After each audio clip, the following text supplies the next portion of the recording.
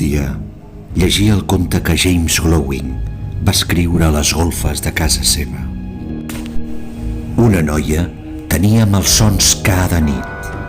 Fantasmes, pors, crits, presències, negrors, turments que sempre es disfressaven de babum. Un ésser que exhalava la por pura.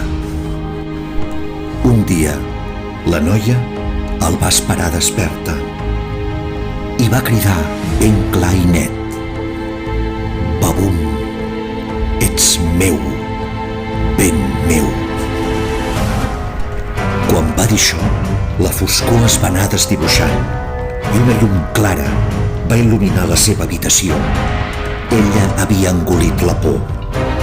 Ara ja podia caminar, sabent que Babum caminava amb ella.